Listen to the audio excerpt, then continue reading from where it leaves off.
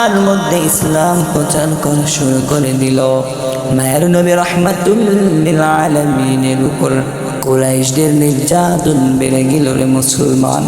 মায়ের নবী রাহমাতুল লিল আলামিনকে যারা এত ভালোবাসতেন, যারা আল আলামিন উপাধি দিয়েছিলেন মায়ের নবী রাহমাতুল লিল আলামিনকে, ওই মায়ের নবী রাহমাতুল লিল আলামিন যখন আল্লাহ তাআলার বাণী, কোরআনের বাণী, ইসলাম প্রচার করা শুরু করে দিল, ওই কাফেরদের কুরাইশদের নির্যাতন মায়ের নবী রাহমাতুল লিল আলামিনের উপর বেড়ে গেল। মায়ার নবী রাহমাতুল লিল আলামিনকে কাফেররা আল আলামিন উপাধি দিয়েছিল রে মুসলমান। একমাত্র ইসলাম প্রচার করা যখন শুরু করে দিল, মায়ের নবী রাহমাতুল লিল আলামিনের উপরে, আল্লাহর পয়গম্বরের উপরে কাফেরদের নির্যাতন বেড়ে গেল, মিথ্যা অপবাদ অপমান শুরু করে দিল। মায়ের নবী রাহমাতুল লিল আলামিন চিন্তা করলেন, এই মক্কার মধ্যে আমি আর থাকবো না, এই মক্কার মধ্যে আমি আর থাকবো না, আমি তায়েফের ময়দানে চলে যাব।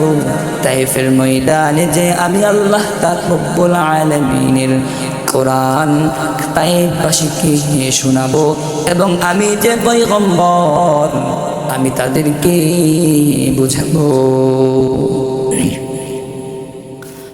ও মুসলমান যুবক, আল্লাহর গোলাম, আল্লাহর পয়গম্বর চিন্তা করলেন, যা সিদ্ধান্ত নিয়ে নিলেন তা পয়গম্বর মায়ার নবী রাহমাতুল লিল আলামিন মক্কা থেকে রওনা দিলেন তায়েফের ময়দানে।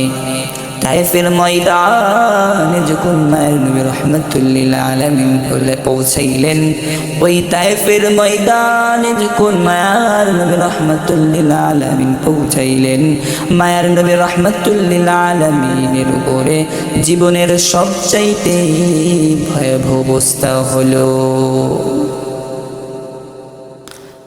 মায়ের নবী রাহমাতুল লিল আলামিন তায়েফের ময়দানে পৌঁছে গেলেন।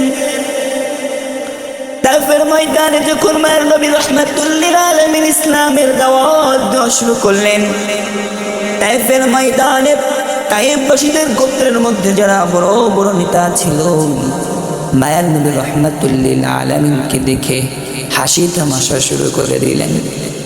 শুধু হাসি তামাশা শুরু করে দিলেন না রে মুসলমান, আমার মায়ের নবী রাহমাতুল লিল আলামিনকে পাগল বললেন।